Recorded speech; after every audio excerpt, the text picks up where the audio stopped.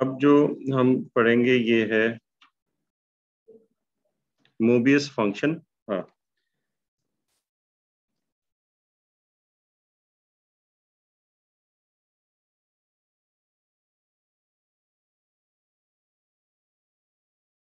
Mobius function देखेंगे और फिर उसके बाद असल में हमें पढ़ना है मोबियस इन्वर्जन फॉर्मूला। तो सबसे सर पहले तो हम देख ऑड परफेक्ट नंबर्स नहीं देखेंगे? जी। ऑड परफेक्ट नंबर्स नहीं देख रहे सर? नहीं नहीं नहीं नहीं, वो इसके अलावा ठीक है सर। हाँ, और मर्सिन प्राइम भी हम नहीं देख रहे। वो एक्चुअली वो प्राइम नहीं होते, मर्सिन प्राइम भी।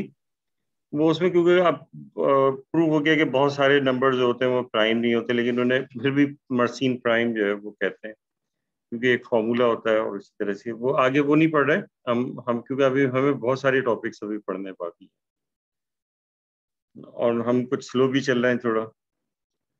तो जी,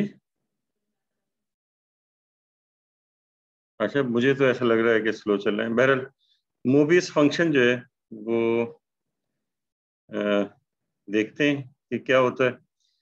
और जाहिर है कि ये एक नंबर थ्योरेटिक फंक्शन है, जैसे दूसरे नंबर थ्योरेटिक फंक्शन थे, तो मोबियस फंक्शन भी एक नंबर थ्योरेटिक फंक्शन है।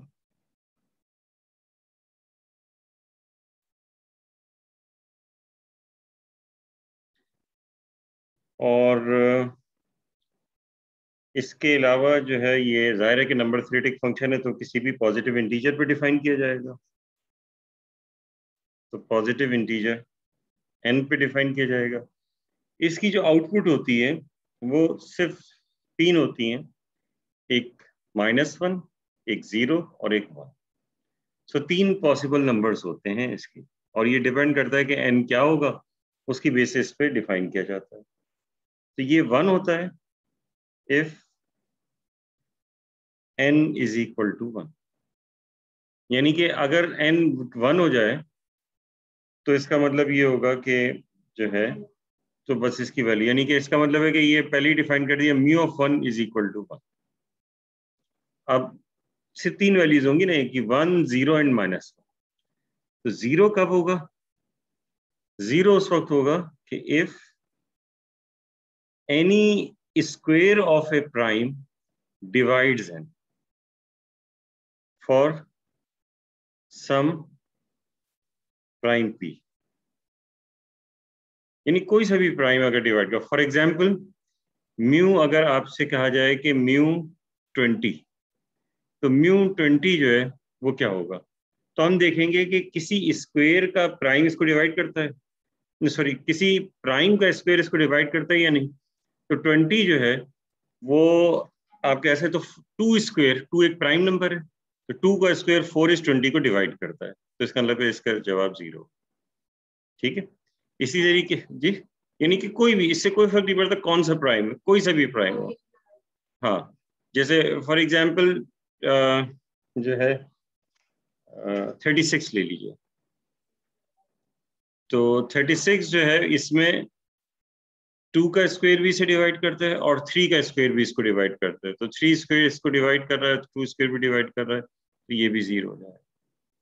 ठीक है, तो कोई भी ऐसा, लेकिन μ6 जो होगा वो 0 नहीं होगा, क्योंकि किसी प्राइम का स्क्वायर उसको डिवाइड नहीं कर रहा। तो 1 उस वक्त होगा जब n 1 हो, 0 उस वक्त होगा जब प्राइम का स्क्वायर उस n को डिवाइड कर रहा होगा, और फिर उसके बाद -1 टू द पावर k होगा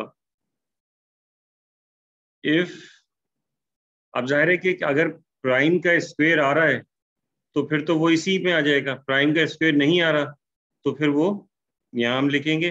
तो n को अगर प्राइम फैक्टर्स की फॉर्म में लिखा जा सकता है, p1 p2 till pk, where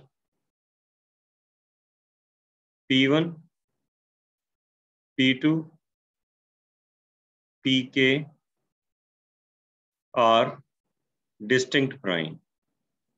definitely इनको डिस्टिंक्ट प्राइम होना चाहिए, क्योंकि अगर ये डिस्टिंक्ट प्राइम नहीं होंगे तो क्या होगा, डिस्टिंक्ट प्राइम नहीं होने की वजह से वो फिर ऊपर वाले में चले जाएंगे। दो सेम होंगे तो वो ऊपर वाले में चला जाएगा क्योंकि उसका स्क्वायर हो जाएगा, तो इसका मतलब है कि उसका स्क्वायर डिवाइड करेगा। ठीक है, ये सिर्फ तीसरे वाले में आप उसी वक्त जाएंगे जब हर जो फैक्टर है वो अलग अलग होगा। जैसे कि फॉर एग्जाम्पल 6 है, तो 6 को लिख सकते हैं 2 टाइम्स 3, तो म्यू ऑफ 6 जो है, क्योंकि दो फैक्टर हो गए P1 P2, तो ये हो जाएगा -1 की पावर 2 यानी कि। ठीक है, इसी तरह से अगर हमारे पास है 15, तो ये हो जाएगा 3 टाइम्स 5। 15 जो होता है ये होता है 3 टाइम्स 5, तो दो फैक्टर्स हैं, तो -1 टू द पावर 2 यानी कि ये भी 1 होगा। ठीक है, और कोई एक प्राइम हो तो भी यही फॉर्मूला हम यूज करेंगे। यानी फॉर एग्जांपल अगर हमारे पास है 13, तो 13 होगा -1 टू द पावर 1 यानी कि -1, क्योंकि वो एक ही फैक्टर। ठीक है, एक ही फैक्टर है। ठीक है, लेकिन अगर देखें दो फैक्टर्स की जब आप बात करें ना, फॉर एग्जांपल हम लेते हैं 18, म्यू 18, तो अगर म्यू 18 ले रहे हैं तो 18 जो है इसके फैक्टर्स करेंगे तो जाएगा 2 टाइम्स 3 टाइम्स 3, तो ये दो फैक्टर इसमें नहीं काउंट कर सकते क्योंकि ये हो जाएगा 2 टाइम्स 3 स्क्वायर, तो प्राइम का स्क्वायर इसका मतलब है कि डिवाइड कर रहे हैं 18 को, तो इसको 0 होना चाहिए। ठीक है ना, इसकी रीजन ये है कि सिंस 3 स्क्वायर डिवाइड्स 18, कोई भी अगर प्राइम का स्क्वायर डिवाइड करेगा तो वो इस तरह से, और तो वो फिर प्राइम फैक्टर्स कहाँ हुए। अगर आप 18 को ले रहे हैं 6 टाइम्स 3, तो ये 6 तो प्राइम नहीं है, फिर इसे 2 टाइम्स 3 लिखना पड़ेगा, और 2 टाइम्स 3 लिखेंगे तो ये 3 स्क्वायर हो जाएगा, और 3 स्क्वायर आ जाएगा तो वो सेकंड वाले में फॉल करेगा, फर्स्ट में फॉल नहीं करेगा, और इसको आप 0 जो है वो कर देंगे। ठीक है, तो इस तरह से ये मोबियस जो है फंक्शन है, इस तरह से हम डिफाइन करते हैं। तो इसकी तीन ही वैल्यूज होती हैं। मोबियस फंक्शन जो है वो एक मल्टीप्लिकेटिव फंक्शन होता है, यानी कि एक नंबर थ्योरेटिक फंक्शन भी है, और जिस तरीके से दूसरे फंक्शन पढ़े थे हमने, यानी कि हमने पढ़ा था फाई, वो एक मल्टीप्लिकेटिव फंक्शन था, टाउ सिग्मा, ये भी हमने पढ़ा था कि ये मल्टीप्लिकेटिव फंक्शन है। तो इसी तरह से जो मोबियस फंक्शन है वो भी मल्टीप्लिकेटिव फंक्शन है। अब जो नेक्स्ट रिजल्ट है वो इसी से रिलेटेड है, theorem 8.16।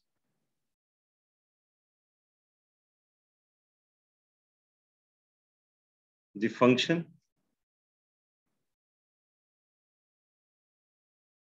mu is multiplicative। Function mu जो है वो मल्टीप्लिकेटिव है। तो मल्टीप्लिकेटिव इसका प्रूफ देख लेते हैं। यानी कि अगर हमें मल्टीप्लिकेटिव शो करना है तो हमें ही शो करना है कि mu of M N is equal to mu of M mu of N when GCD of M and N is equal to 1। जब जीसीडी एम और एन का 1 हो तो फिर ये जो है, और इसके बगैर हो तो फिर क्या होता है, कोई बताएगा? अगर ये कंडीशन हम हटा दें और फिर भी कहीं की कंडीशन आ रही है तो इसका क्या मतलब है? Completely multiplicative. ठीक है, ये कंप्लीटली मल्टीप्लिकेटिव। तो अब हम ये अस्यूम करते हैं कि let GCD of M and N is equal to 1। M और एन का जीसीडी 1 है, ये हमने अस्यूम कर लिया। ठीक है, अब डिफरेंट केसेस, क्योंकि ये पीस वाइज फंक्शन जो है वो डिफाइन किया जाता है पीस वाइज, ये ठीक है ना, डिफरेंट वैल्यूज के लिए। तो अब हम इसको जब यहाँ प्रूव करेंगे तो भी ये हम जो है इसको उसी तरह से डिफाइन करेंगे, और m और n जाहिर है कि पॉजिटिव इंटीजर है, ये हम ले रहे हैं, where m and n are positive integers. Positive integers, ये हमने इनको पॉजिटिव इंटीजर्स ले लिया। अब हम ये देखते हैं कि if m is equal to 1 and n is equal to m is equal to 1 और n is equal to 1, यानी दोनों में से कोई एक भी 1 हो जाए, ठीक है, तो क्या होगा, तो ये तो बड़ी आसानी से फॉलो करेगा, क्योंकि अगर कोई एक 1 हो जाता है तो इसका रिजल्ट 1 हो जाएगा, तो बड़ी आसानी से फॉलो करेगा। देन क्लियरली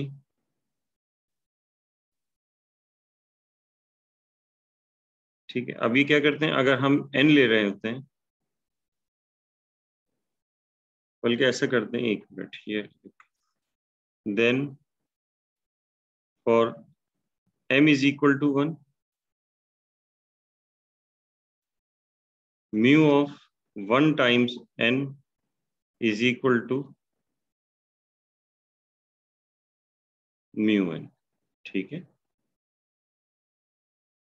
m की जगह हमने 1 ले लिया, and mu of 1 is equal to 1 and mu of n जो है वो तो ऐसे ही रहेगा, ठीक है। तो आप ये कर सकते हैं कि एक मिनट, बल्कि ऐसा करता हूँ, यही आसानी के लिए ये बता देता हूँ, is equal to 1 times mu N, और 1 जो है ये क्या होता है, mu of 1 times mu of N. तो म्यू ऑफ 1 टाइम एन बराबर, यानी कि फर्स्ट वाले को देखें और आखिरी वाले को देखें, तो ये शो हो रहा है, for n is equal to 1, mu of m times 1 is equal to mu of m, क्योंकि m times 1 mu F M हो जाएगा, और ये जाएगा म्यू m टाइम्स 1, और ये हो जाएगा म्यू m म्यू 1। तो इसका मतलब है m या n दोनों में से कोई एक भी 1 हो जाए तो ये प्रूव हो जाएगा कि ये मल्टीप्लिकेटिव है। अब दूसरी कंडीशन, क्योंकि पीस वाइज डिफाइन किया ना, तो हमें इस तरह से करना पड़ेगा, वरना दूसरे वाले जो थे वो हमें जनरल ले सकते थे। दूसरी वाली कंडीशन ये कि m या n में से कोई ऐसा हो कि जिसको प्राइम का स्क्वायर डिवाइड कर रहा हो, तो उसकी वजह से 0 होगा। तो ये तो बहुत ही सिंपल है, क्योंकि एक ही 0 हो गया तो प्रोडक्ट से मल्टीप्लाई होकर 0 हो जाएगा, तो प्रूव हो जाएगा बड़ी आसानी से, ठीक है ना। तो अब हम सपोज करते हैं, हमने दूसरा वाला केस ले रहे हैं, सपोज m और n बट नॉट बोथ। हम दोनों क्यों नहीं ले रहे, कोई रीजन बताएगा। हम कह रहे हैं, अच्छा मैं क्या कह रहे हैं, हम कह रहे हैं कि m या n बट नॉट, नॉट 2 मरतबा लिख दिया मैंने, but not both is divisible by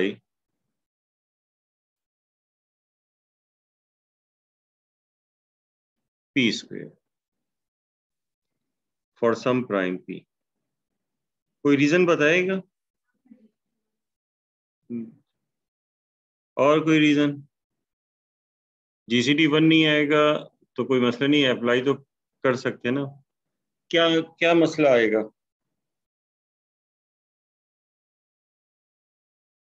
जी अगर जो है वो दोनों को जो है वो डिवाइड करेगा,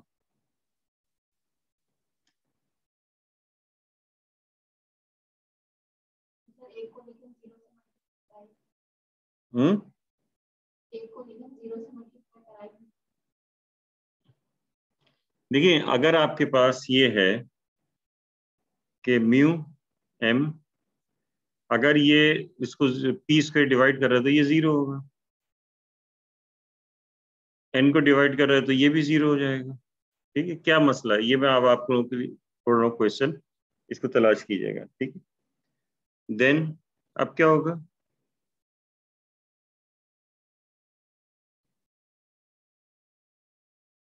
अब या तो m को डिवाइड करेगा या n को डिवाइड करेगा p स्क्वायर। तो अगर m या n दोनों को डिवाइड करेगा, मतलब किसी को भी डिवाइड करेगा, तो प्रोडक्ट तो हमेशा 0 आएगा। ठीक है, यानी कोई एक 0 हो जाएगा। ये डेफिनेशन ये कहती है कि जब भी p स्क्वायर n को डिवाइड करेगा, जिसके ऊपर ये लगाया है, तो रिजल्ट 0 आएगा। तो अगर जो है वो m या n इनमें से किसी एक को p स्क्वायर डिवाइड कर रहा है, तो अगर m को डिवाइड कर रहा है तो ये म्यू m 0 हो जाएगा और प्रोडक्ट 0 आ जाएगा। और अगर n को डिवाइड कर रहा है तो म्यू n 0 हो जाएगा और ये प्रोडक्ट 0 हो जाएगा। लेकिन यानी दोनों केसेस में प्रोडक्ट जो है वो 0 होगा। ठीक है, तो ये आपके पास 0 आ गया। इसकी रीजन लिया आपने, लिख दी since p square divides n और p square divides m। p square या तो n को डिवाइड कर रहा है या फिर p को। देन अब क्या होगा, अगर p स्क्वायर इन दोनों में से किसी एक को डिवाइड कर रहा है, तो इसका मतलब ये होगा कि p स्क्वायर इस प्रोडक्ट को भी डिवाइड करेगा, जाहिर है।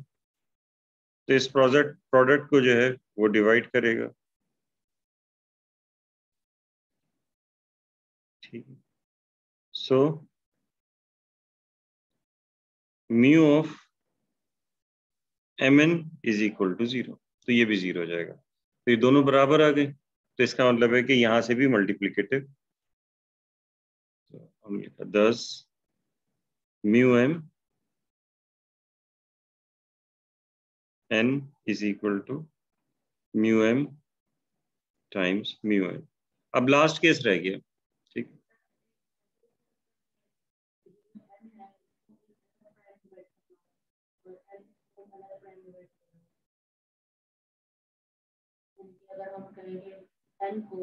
हाँ हाँ हाँ हाँ बिल्कुल। तो फिर भी प्रोडक्ट जो है वो दोनों में से कोई एक चीज जो है वो प्रोडक्ट को डिवाइड, उससे कोई फर्क नहीं पड़ता। वो उसको करेंगे तो वो इसी का कोई एक सबसेट बन जाएगा ना। ये आपने इन जनरल कह दिया, आप अलग भी करेंगे तो उससे फर्क क्या पड़ेगा, वो तो वही रहेगा ना। मतलब ये कि अगर अलग प्राइम जो है डिवाइड कर रहा है, तो उसका जो उसके ऊपर जब म्यू लगाएंगे तो वो तो 0 ही आएगा। वो तो कहते हैं कोई भी प्राइम डिवाइड कर,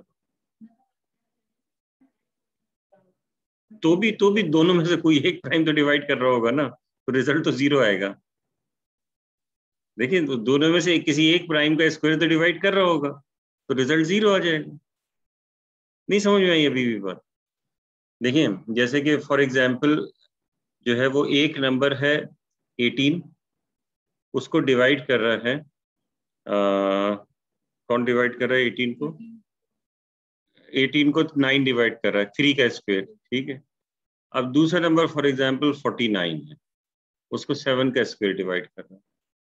ठीक है, तो अगर इनका प्रोडक्ट ले लिया जाए, तो इनके प्रोडक्ट को जो है वो कोई भी डिवाइड कर लेगा, उससे क्या होता है, जाहिर है फिर भी 0 आएगा। अगर कोई प्राइम का स्क्वायर डिवाइड करेगा तो 0 ही आ जाएगा। ठीक है, वो तो जरूरी नहीं है, वो तो उसका क्यूब भी हो जाए तो कोई फर्क नहीं पड़ता। तो क्यूब भी हो जाए किसी प्राइम का, पावर 4 भी हो जाए किसी प्राइम की, तो स्क्वायर अगर डिवाइड कर रहा होगा तो बस वो 0 हो जाएगा। ठीक है, यानी कि उस पूरे जो प्राइम डिकम्पोजिशन होगी, उस प्राइम डिकम्पोजिशन में एटलीस्ट एक फैक्टर प्राइम के स्क्वायर का होना चाहिए। ठीक है, अगर एक फैक्टर ही प्राइम के स्क्वायर का है तो रिजल्ट जो है वो 0 आ जाएगा। ठीक है, अच्छा, अब इसके बाद अब लास्ट रह गया, और लास्ट कौन सी डेफिनेशन? तीसरा पार्ट, यानी कि जब आपके पास जो n है उसके जो फैक्टर्स होंगे वो डिस्टिंक्ट प्राइम होंगे। ठीक है, अच्छा, क्योंकि जीसीडी भी इनका 1 है, तो m और n के जो फैक्टर्स होंगे वो हमेशा अलग अलग होंगे, सब अलग अलग। ये बात जहन में रहे आपके। चलें इसे देखते हैं। Suppose both m and n are square free. ये स्क्वेयर फ्री की टर्म आपने कभी पहले इससे सुनी है? स्क्वेयर फ्री, पहली बार सुनी? नहीं नहीं, वो नंबर जैसे ये जो 18 है ये स्क्वायर फ्री नहीं है। क्यों? क्योंकि इसके जो फैक्टर्स हैं, इसके जो फैक्टर्स हैं उसमें किसी चीज का स्क्वायर जरूर मौजूद है, किसी प्राइम का स्क्वायर। जैसे इसका जो 18 का फैक्टर है ये है 3 स्क्वायर टाइम्स 2, तो इसका मतलब ये हुआ कि ये स्क्वायर फ्री नहीं है। 12 ये भी स्क्वायर फ्री नहीं है क्योंकि ये है 2 स्क्वायर टाइम्स 3। 13 तो है ही प्राइम, वो तो कोई मसला नहीं है। लेकिन कुछ ऐसे नंबर्स होते हैं जो स्क्वायर फ्री होते हैं लेकिन प्राइम नहीं होते। जैसे 6 है, 6 स्क्वायर फ्री है 2 टाइम्स 3, क्योंकि इसके जो फैक्टर्स हैं उसमें जो है ये इस तरह से। हाँ अच्छा, इसी तरह से जैसे 30 है, 30 में 3 फैक्टर्स आएंगे, 2 टाइम्स 3 टाइम्स 5। अब ये जो फैक्टर्स आपके पास आ रहे हैं ये 30 इस वजह से स्क्वायर फ्री है। क्यों स्क्वायर फ्री है? क्योंकि इसके जो फैक्टर्स हैं इसमें कोई स्क्वायर नहीं है। ठीक है, समझ में आ गई बात? तो इस वजह से ये ऐसे नंबर स्क्वायर फ्री कहलाते हैं। यानी 6 स्क्वायर फ्री नहीं, 6 स्क्वायर फ्री होगा, ठीक है, 12 स्क्वायर फ्री नहीं होगा, 4 स्क्वायर फ्री नहीं होगा, 5 स्क्वायर फ्री होगा, 7 होगा, 8 स्क्वायर फ्री नहीं होगा क्योंकि 8 में जो है 2 का स्क्वायर मौजूद है उसके फैक्टर। ठीक है, तो अब हम क्या ले रहे हैं? तो ये एक्चुअली जो नंबर्स हैं यहाँ पे जो दिए हुए हैं, ये जो इसकी डेफिनेशन में, तो ये जो फैक्टर्स ये स्क्वायर फ्री हैं, क्योंकि अगर स्क्वायर फ्री नहीं होते तो हम पूरा वाला ऊपर वाला केस लगा देते। ठीक है, तो स्क्वायर फ्री, तो अब m और n दोनों स्क्वायर फ्री हैं। तो अगर m और n दोनों स्क्वायर फ्री हम ले रहे हैं तो इसका मतलब ये होगा कि इसके फैक्टर्स जो होंगे वो सारे जो इसमें प्राइम्स होंगे वो सारे डिस्टिंक्ट प्राइम्स होंगे। ठीक है, देन सो लेट, अब हम ये अस्यूम कर लेते हैं कि n की जो फैक्टराइजेशन है या m की जो फैक्टराइजेशन है, पहले m ले लेते हैं, p1 p2 टिल pr, ये हमने अस्यूम कर लिया कि किसकी फैक्टराइजेशन है? m की। And n is equal to q1 times q2 qs, ये n की फैक्टराइजेशन है। अब ये r और s में कोई ऐसा रिलेशन नहीं है कि r बड़ा हो s छोटा हो, इससे कोई फर्क नहीं पड़ता। ठीक है, कुछ भी हो सकता है, r और s दोनों बराबर भी हो सकते हैं, कुछ भी हो सकते हैं, लेकिन p1 p2 pr ये सब सारे हैं डिस्टिंक्ट, और इसी तरह से q1 q2 qs ये भी आपस में डिस्टिंक्ट है, और ये इनसे भी मुख्तलिफ हैं ये वालों से। उसकी वजह ये है कि m और n का GCD 1 है, क्योंकि m और n का GCD 1 है, तो इस वजह से कोई फैक्टर इन दोनों में कॉमन नहीं होगा, तो कोई प्राइम भी इन दोनों में कॉमन नहीं होगा। ठीक है, सब डिस्टिंक्ट होंगे अगर इनको एक साथ भी लिखेंगे। ठीक है, अच्छा अब इसके बाद so mu m n is equal to mu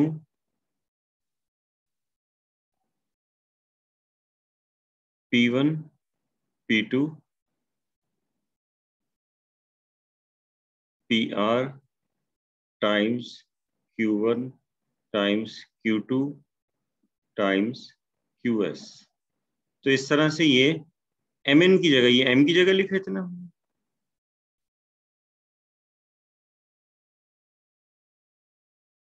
ये m है और ये n है। ठीक है, तो अब मुझे ये बताइए कितने फैक्टर्स हैं ये, यानी टोटल फैक्टर कितने हो गए? r प्लस एस फैक्टर हो गए, r प्लस एस फैक्टर हो गए, तो ये अब आपके पास हो जाएगा -1 to the power r plus S. ठीक है, क्योंकि ये जो है फॉर्मूला, -1 की पावर k होता है अगर k फैक्टर्स है, तब क्योंकि ये r प्लस एस फैक्टर है, सारे डिस्टिंक्ट फैक्टर्स हैं, तो ये हो जाएगा -1 की पावर r प्लस एस। जी जी, नंबर ऑफ फैक्टर्स काउंट कर रहे हैं ना, ये आर फैक्टर होगा, ये एन सॉरी एन मैंने गलती से लिख दिया, एस सही है। अच्छा ऐसे ही लिखा हुआ है, ठीक है ठीक। हाँ ये एन की एम की जगह लिखा है, सही है। ये क्या कह रहे हैं, आर प्लस एस कैसे हो गया? तो देखिए ये आप, ये कितने फैक्टर्स हैं, काउंट करें इसे, आर, और ये कितने फैक्टर्स हैं, कितने फैक्टर्स हो गए? आर प्लस एस फैक्टर हो गए, तो आर प्लस एस फैक्टर हो गए, तो -1 to the power R plus S हो गया। अब ये हो जाएगा, ये इसको इस तरह से लिख सकते हैं, -1 to the power R times -1 to the power S. और अगर -1 की पावर आर है तो इसका मतलब है कि ये म्यू जो है वो कुछ आर फैक्टर्स होंगे जिनका ये हो जाएगा। तो आप P1 P2 PR ऐसे लिख सकते हैं, और इससे ही हो जाएगा म्यू Q1 Q2 QS, और ये हो जाएगा म्यू M, और ये हो जाएगा म्यू N। ठीक है, तो ये प्रूव हो गया, ये मल्टीप्लिकेटिव है। ये सारे केसेस हमने कर लिए, तो इससे पता चला कि ये मल्टीप्लिकेटिव है। ठीक,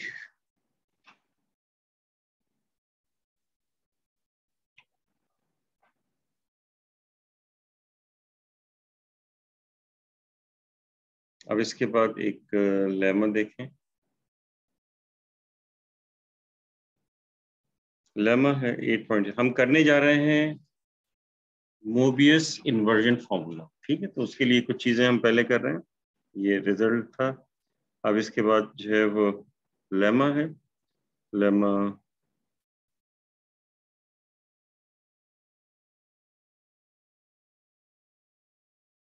eight point three,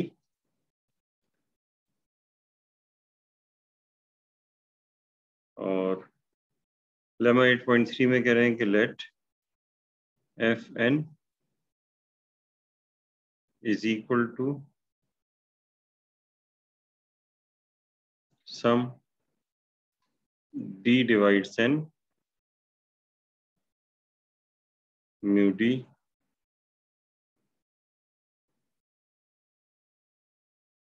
then F PE is equal to 0, where E is greater than 0, sorry greater than 1.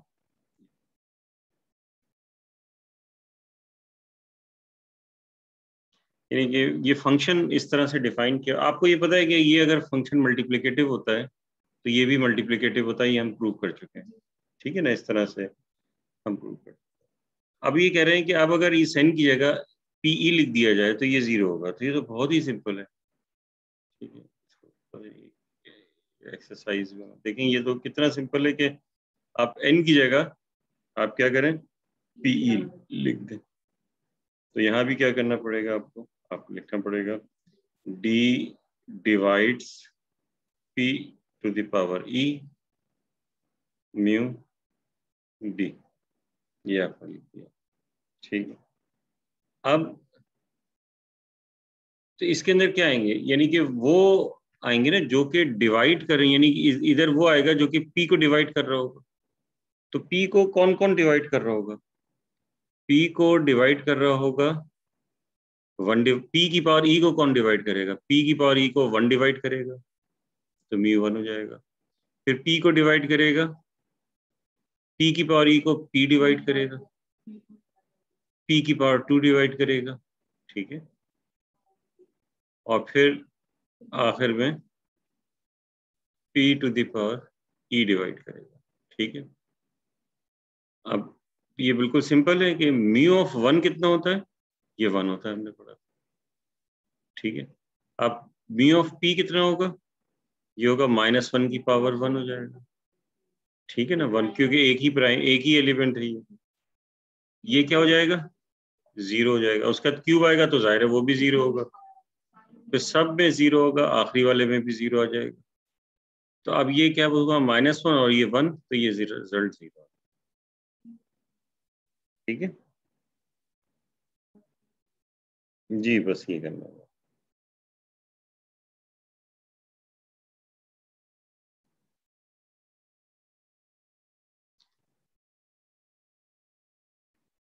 अब मोबियस फंक्शन जो है वो इस तरह से सम के थ्रू डिफाइन किया हुआ है, और ये थ्योरम में कह रहे हैं कि इसकी दो ही वैल्यू होंगी, 0 और 1।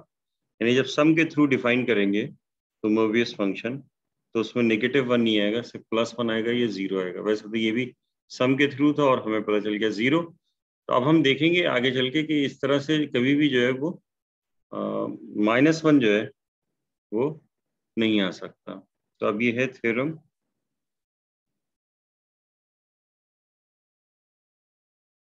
8.17। Let n be a positive integer,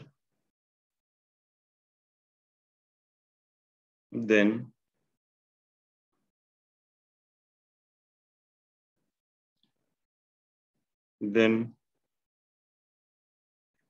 sum d divides n mu d is equal to, ये या तो 1 होगा if n is equal to 1, और 0 होगा अदरवाइज। तो देखिए इसमें 1 नहीं था, ये जो है वो n इसमें, तो ये p की पावर e था, तो ये 0 आ गया, और 1 होगा तो फिर 1 आएगा, अदरवाइज 0 आ जाएगा। ठीक है जी, जाहिर है नहीं, -1 नहीं आएगा, लेकिन अगर सम की फॉर्म में इस तरह से लिखा जाए तो। ठीक है, तो प्रूफ देखते हैं हम।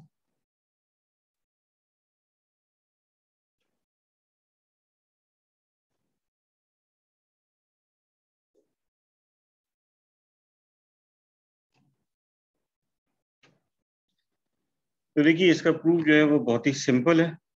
अब ये n की वैल्यू 1, तो पहली तो बहुत आसान चीज है कि for n is equal to 1, तो ये हो जाएगा sum d divisors of 1 mu d। तो इसका मतलब है कि इसमें तो सिर्फ एक ही वैल्यू आएगी, म्यू ऑफ 1, और आपको पता है कि म्यू ऑफ 1 1 होता है। अब ये कह रहे हैं इसके बाद जो कुछ भी होगा तो ये जो है वो इसके अलावा जो है n की, इसके अलावा 0 रिजल्ट आएगा। ठीक है, नाउ लेट n इज ग्रेटर देन 1, ग्रेटर देन 1 ले लिया, एंड लेट इसकी कैनोनिकल डिकम्पोजिशन ले लिया n की, हो जाएगा p1 to the power e1, p2 to the power e2, pk to the power ek। ये कैनोनिकल डिकम्पोजिशन है। ठीक है,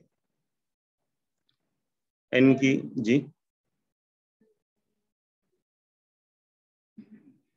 नहीं डिस्टिंक्ट नहीं, ये तो कोई भी n है, वो तो हमने उस फॉर्मूले के लिए कहा था। कैनोनिकल डिकम्पोजिशन तो इसी तरह से होगी ना। हाँ, कैनोनिकल डिकम्पोजिशन तो यही होती है किसी की जी। नहीं डिस्टिंक्ट होना जरूरी नहीं है उसमें, कैनोनिकल हम तो जनरल केस के लिए प्रूव करेंगे। अगर ये सब डिस्टिंक्ट है, यानी सारे E1 E2 से लेके EK तक सब 1 हो जाए, तो फिर ये उस तरह की हो जाएगी, यानी कि स्क्वायर फ्री हो जाएगी, अदरवाइज ये स्क्वायर फ्री नहीं है। Be the canonical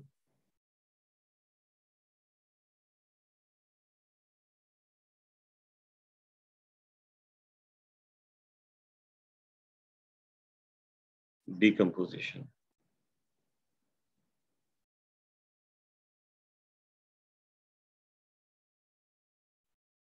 of n, ये हमने लिख लिया। अब लेट, हमें बात पता है कि Fn बराबर है सम d runs over the divisors of n mu d।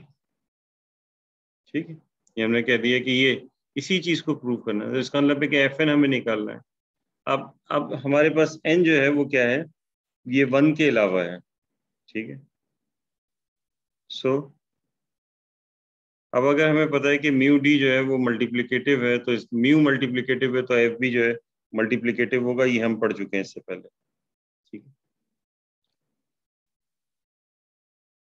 अब हम जो है वो इसको कैसे लिखेंगे, एफ अगर मल्टीप्लिकेटिव है, क्योंकि इसको इस तरह से कर दिया, तो एफ एन, इसको हम लिखेंगे F P1 to the power E1, P2 to the power E2, Pk to the power Ek, ठीक है। अब इसके बाद मैं यहाँ लिख रहा हूँ, तो एफ एन ये हो जाएगा F P1 to the power E1, ठीक है, times F P2 to the power E2, F Pk to the power Ek। अभी हमने थ्योरम पढ़ा है इससे पहले वाला, ये कि एफ पी की पावर ई किसके बराबर होता है, 0 के। तो इसका मतलब है इसकी जगह 0 आ जाएगा, इसकी जगह भी 0 आ जाएगा, बहरहाल किसी एक की जगह भी 0 आ गया, ठीक है। समझ में आ रही है ये बात, किसी एक की जगह भी 0 आ गया तो बहरहाल 0 हो जाएगा, ठीक है। तो इसमें ये होगा कि हम ये इस तरह से जो है, बल्कि इतने सारे 0 लिखने के बजाय एक ही 0 लिख देता हूँ, तो ये 0 आपके पास आ जाएगा, ठीक है। तो इस तरह से ये 0 आ गया।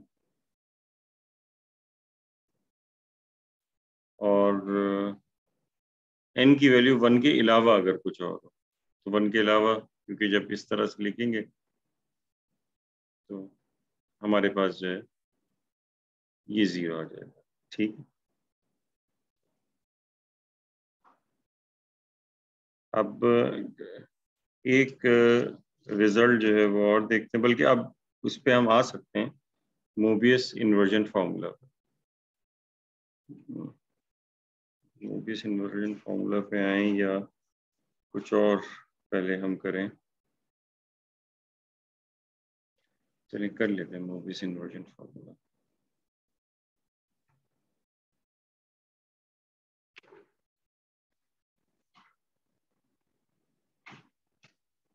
ये है theorem 8.18,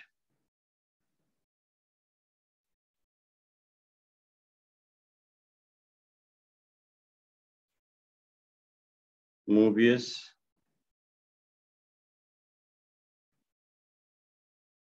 inversion formula.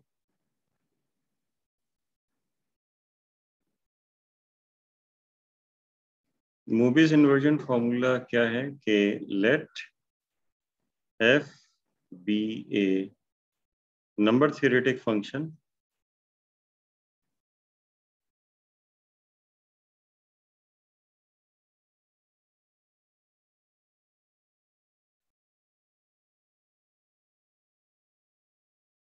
and let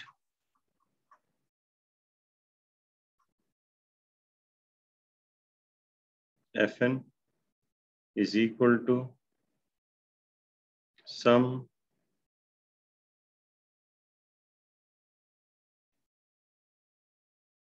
then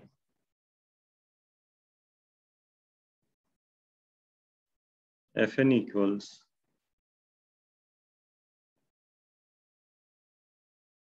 d divides n mu d f n by d।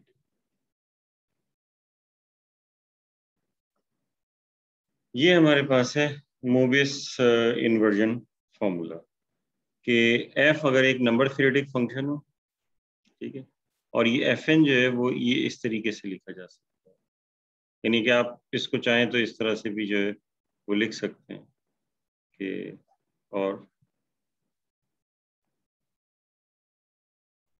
Fn equals sum d divisors, यानी sum runs over the divisors of n mu d, और sum,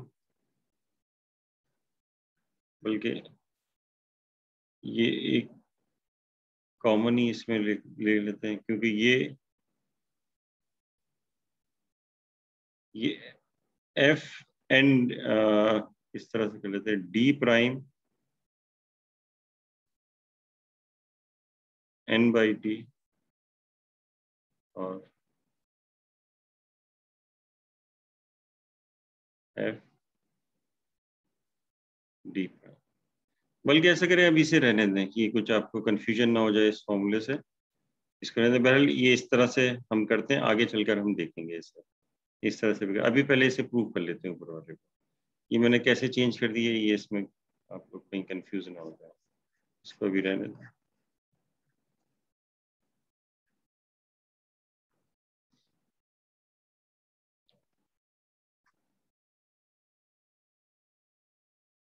अब इसका प्रूफ देखते हैं।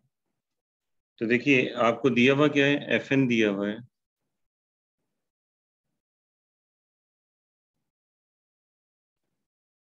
सम D runs over the divisors of, यानी sum runs over the divisors of N F of D. F एक नंबर theoretic function है, ये दिए हुआ है, ठीक है। एफ के बारे में ये नहीं कहा कि मल्टीप्लिकेटिव है, बल्कि ये कहा है कि ये नंबर थ्योरेटिक फंक्शन है एफ, और एफ एन जो है इसके बराबर है, ठीक है। अब हम क्या करते हैं कि क्योंकि हमें जो है capital F N by D चाहिए, तो इस एन की जगह एन बाई डी लिख देते हैं, ठीक है। तो नाउ हमने ये किया कि इस एन की जगह एन बाई डी लिख दिया, तो एन की जगह ये एन बाई डी आ गया। अब देखिए यहाँ पर क्या होगा कि जब n की जगह n बाई डी आया है, तो इस n की जगह n बाई डी आ जाएगा सम, तो यहाँ भी n की जगह n बाई डी आ जाएगा ना। तो जब यहाँ पे n की जगह n बाई डी आपके पास आ जाएगा, तो अब यहाँ तो d नहीं लिख सकते ना, ये तो यहाँ भी d आ जाएगा। तो और ये क्योंकि ये तो डमी वेरिएबल होता है ना, जिसपे सम रन कर रहा होता है वो डमी वेरिएबल होता है। डमी का मतलब ये कि उधर कुछ भी लिख दें, उसका काम ये होगा कि सम रन करना, रिजल्ट वही रहता है, उससे कोई फर्क नहीं पड़ता। यानी जैसे डी है, डी इस वक्त डमी वेरिएबल है, ठीक है। या जैसे फॉर एग्जांपल आपने आर्म्स जो सम होते हैं उसे पढ़ा होगा, जैसे सम ए आई और I is equal to 1 to 3 कर दें, तो इसका रिजल्ट होगा A1 plus A2 plus A3। लेकिन आप ये आई की जगह कोई और भी वेरिएबल कर देंगे तो ये यही आएगा, यानी कि ये डमी है। ये जैसे ए के कर दिया और कह दिया हमने के की वैल्यू 1 से 3 तक है, तो उससे कोई फर्क नहीं पड़ता, ये A1 plus A2 plus A3 ये यही रहेगा, ठीक है। तो इस वजह से ये जो डी था ये तो डमी वेरिएबल था, तो यहाँ जरूरी नहीं है कि आप डी ही लिखें, कुछ भी लिख सकते हैं। तो हमने क्योंकि हमने यहाँ पे रिप्लेस किया ना इनकी जगह एन बाई डी, तो कंफ्यूजन से हटने के लिए, कंफ्यूजन खत्म करने के लिए ये डी प्राइम हम लगा देते हैं, तो एफ डी प्राइम ये हो गया। यानी कि ये रन कर रहा है, पहले ये रन कर रहा था ओवर द डिवाइजर्स ऑफ, यानी इसका ये मतलब ये था कि सम रन कर रहा था पहले over the divisors of N, अब ये रन कर रहा है over the divisors of N by D, ठीक है। तो पहले वो डिवाइजर्स ऑफ एन को डी से रिप्रेजेंट कर रहे थे, क्योंकि डी यहाँ पर यूज हो रहा है, तो हम डी की जगह कुछ और जो है वो यूज कर रहे हैं, तो हम डी प्राइम यूज कर रहे हैं। सर क्लियर हो गई ये बात, ठीक है। और किसी को कोई प्रॉब्लम तो नहीं है, ठीक है।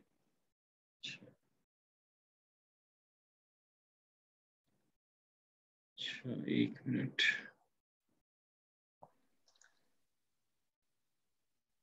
अब इसके बाद हमें करना क्या है, हमें ये कंप्यूट करना इसकी वैल्यू। तो इसमें ऐसा करते हैं, ऐसे ये इसकी वैल्यू जो है वो कंप्यूट करते हैं कि mu D F N by T.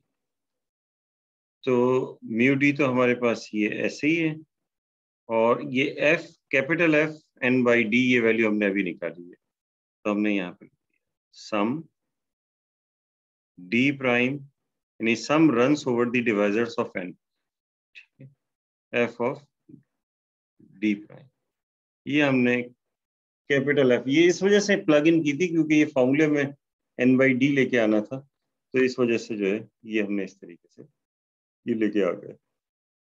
ठीक है, अब क्योंकि ये जो है वेरिएबल इस सिग्मा के लिए डी प्राइम है, डी वेरिएबल नहीं है, तो ये म्यू डी बाहर लिखा हो या अंदर लिखा हो कोई फर्क नहीं पड़ता, सिग्मा जो है वो इसके ऊपर अप्लाई ही नहीं होगा।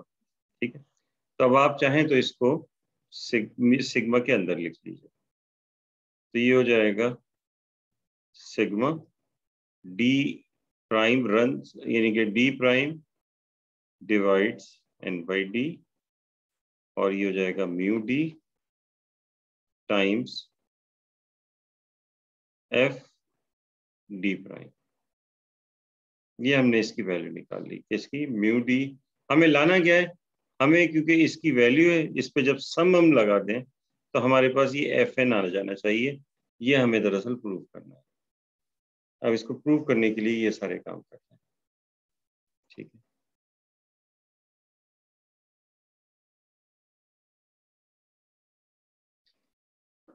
अब इसके लिए हमने क्या किया, ये तो ये आ गया, अब इस पे क्या करेंगे, सम लगा देंगे, क्योंकि हमें तो सम चाहिए ना, यानी कि ये वैल्यू चाहिए और आखिर में ये एफ एन के बराबर आ जाना चाहिए।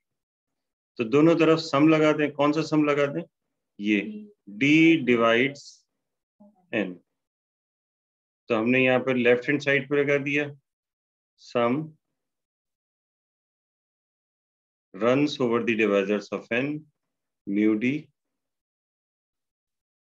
f n by d equals, ये जो इधर पहले से एक सम था, एक सम और आ जाएगा, तो सम d runs over the divisors of n, फिर हो जाएगा sum d prime runs over the divisors of n mu d f d prime। ठीक है, यहाँ तक कोई प्रॉब्लम?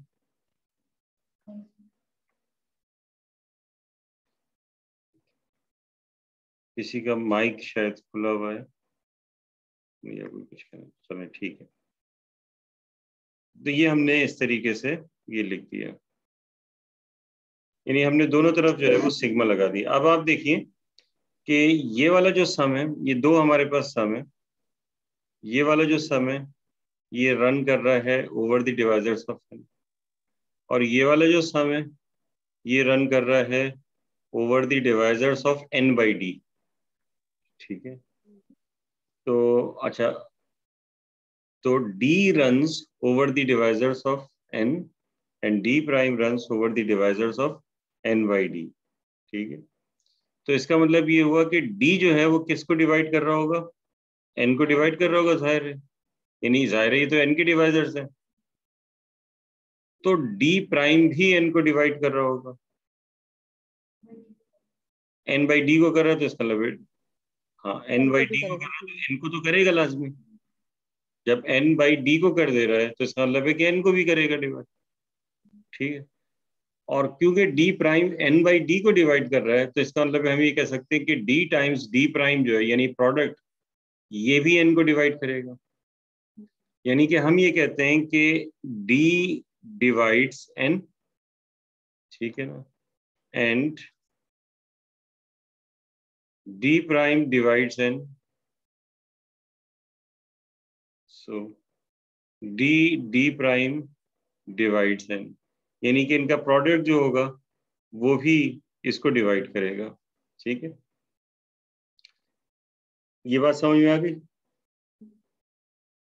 अब अगर राइट हैंड साइड को देखें तो राइट हैंड साइड में आपको दो सम्स नजर आ रहे हैं।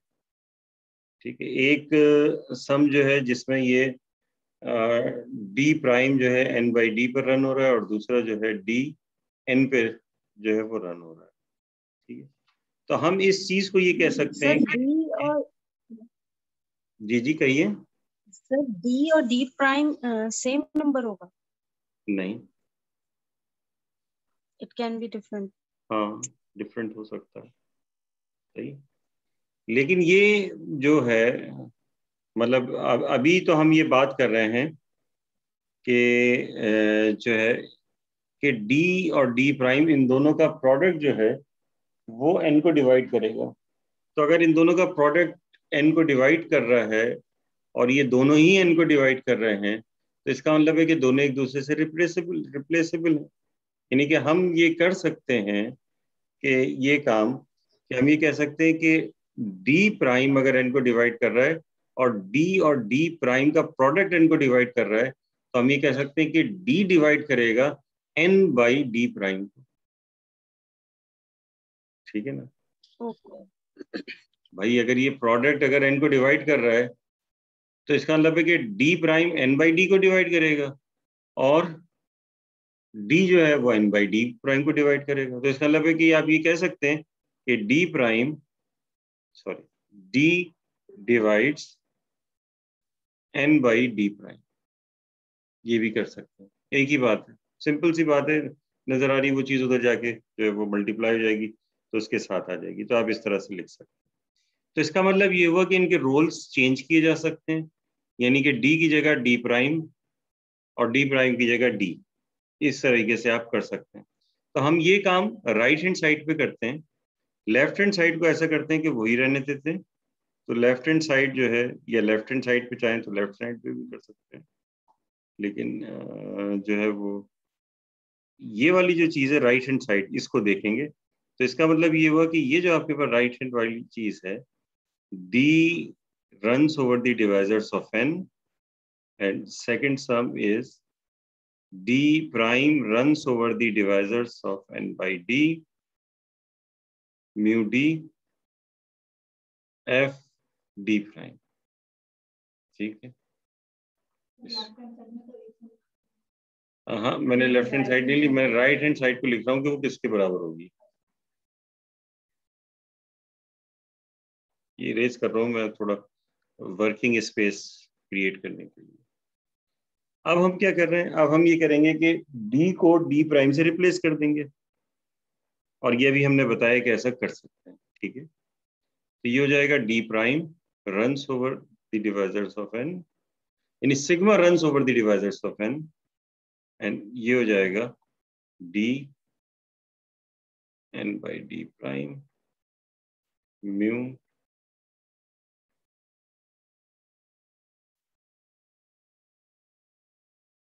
D f D prime.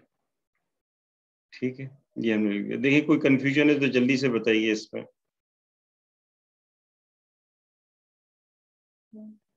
नहीं कंफ्यूजन? 10। अब हम ये देखते हैं कि हमारे पास क्या था, ये वाली चीज थी ना एक्चुअली, क्योंकि हम इसी को निकालना चाह रहे हैं, क्योंकि यही जो है वो हमें लेके आना है। ठीक है ना? तो ये अब किसके बराबर हो जाएगा? तो ये अब हो जाएगा sum D runs over the divisors of n mu D f n by D, ठीक, इज इक्वल टू, ये वाली चीज थी, इसको हमने इसके बराबर लिखी। ठीक है? तो हम इधर दोबारा लिखते हैं सम D prime runs over the divisors of n, and ये हो जाएगा D runs over the divisors of n by D prime mu D f D prime। सम ये इतने सारे होते हैं, इसमें बस ये मसला होता है, इतने सारे लिखना पड़ते हैं बार बार। ठीक है? तो बहरहाल अब इसके बाद देखें, ये जो है इस सिग्मा, इसके लिए वेरिएबल है डी प्राइम, और इस सिग्मा के लिए वेरिएबल क्या है? डी। अच्छा, ये म्यू के साथ डी है, एफ के साथ डी प्राइम है, तो दोनों को अलग अलग कर लेते हैं, क्योंकि दोनों जो है वो अलग जो है वो हमारे पास वेरिएबल है। क्योंकि एक से दूसरे पे कोई फर्क नहीं पड़ रहा। तो जब एक से दूसरे पे कोई फर्क नहीं पड़ रहा तो इनको अलग कर सकते हैं। तो डी प्राइम रन्स, यानी कि sigma runs over the divisors of N और एफ ऑफ डी प्राइम, और दूसरा हो जाएगा sum runs over the divisors of N by D prime, और ये हो जाएगा म्यू डी। ठीक है, यहां तक कोई प्रॉब्लम? अब आप ये देखिए कि ये जो आपके पास है ये वाली चीज,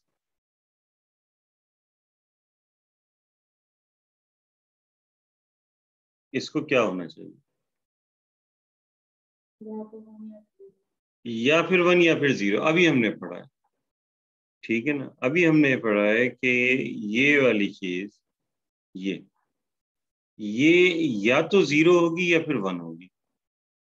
अब अगर 0 हो गई तो फिर तो ये कुछ भी नहीं मिलेगा हमें, पूरे 0 हो जाएगा और इसकी वैल्यू हमेशा 0 आएगी, ये तो कभी एफ एन आ ही नहीं सकता। तो इसका मतलब ये हुआ कि हमें क्या करना है, सिर्फ 1 लेना है। ठीक है, तो इसका मतलब ये हुआ कि यहाँ पे सिर्फ एक वैल्यू डी जो है उसकी एक ही वैल्यू आएगी 1। तो 1 अगर डी की वैल्यू आ रही है तो ये सिर्फ और सिर्फ उस वक्त पॉसिबल है जब ये जो n बाई डी है, n बाई डी प्राइम की वैल्यू क्या हो जाए, जल्दी से बताएं। 1 हो जाए, उसके बगैर तो नहीं हो सकता ना। n अगर इसकी वैल्यू 1 होगी जब ही सिर्फ डी 1 होगा। 1 से जैसे ही ज्यादा हो गई 2 हो गई तो फिर डी की 2 वैल्यूज आएंगे, जैसे 1 और 2 इस तरह की वैल्यूज आ सकती। तो इसका मतलब ये हुआ कि जो है, हाँ, तो इसका मतलब ये हुआ कि हमने यहाँ पर लिखेंगे कि sum D runs over the divisors of n by d prime mu d is equal to 1 when d is equal to 1, नहीं when n, हाँ, और n की जगह ये क्या है, n by d prime is equal to 1 और 0 otherwise.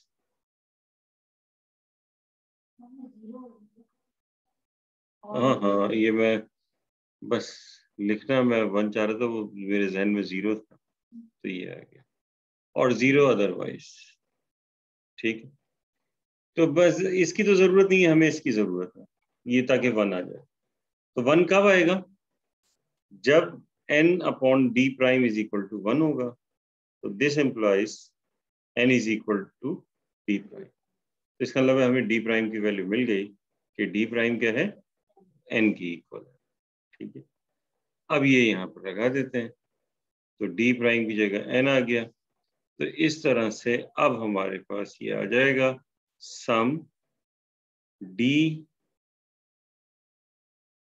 यानी कि sum runs over the divisors of n mu D F n by d is equal to, अब यहां हम क्या करेंगे, यहां हम लिखेंगे सम डी प्राइम की जगह क्या लिखेंगे, डी प्राइम की जगह n लिखेंगे। तो n डिवाइड्स n और f n, और ये आपके पास जब ये होगा तो ये जाहिर है कि 1 1 हो गया, और n डिवाइड्स n का मतलब क्या हो गया, 1 ही होगा। तो 1 लिखने की जरूरत नहीं, सिग्मा इसका मतलब है कि एक ही होगा। तो इसका मतलब है कि ये बराबर होगा f n के, और यही हमें प्रूव करना था कि f, ये एफ एन के बराबर जो है वो आ गया। ठीक है,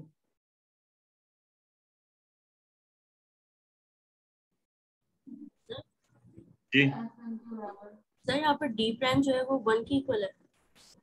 डी प्राइम 1 के इक्वल नहीं, डी प्राइम n के इक्वल है। तो सर हमारे पास जो कंडीशन थी बेसिकली वहाँ पर 1 तब हमें मिल रहा था जब n is equal to अच्छा 1। चलें ऐसा करते हैं, अभी ऐसा करते हैं, एक काम करते हैं, एक स्टेप मैंने डायरेक्ट कर दिया मैं ऐसा करता हूं कि उसको मैं 2 मरतबा कर देता हूं, डी प्राइम, और यहाँ भी डी प्राइम लिख देता हूँ। ठीक है, अब ये तो अब तो ठीक है ना, फॉर्मूले में जो है वो आपने ये कर दिया, ये तो 1 के बराबर है तो ये 1 आ गया। अब ये क्योंकि डी प्राइम और एन बराबर हैं, तो जब बराबर है तो फिर एक ही फैक्टर होगा ना।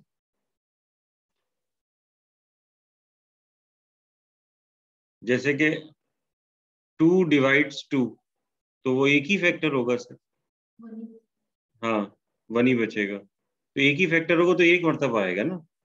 तो अब यहाँ पे जब आप n लगा देंगे डी प्राइम की जगह, तो इधर जो है वो आपके पास एफ एन आ जाएगा, और ये सिर्फ एक ही मरतबा लिखा जाएगा, तो एक मरतबा लिखा गया।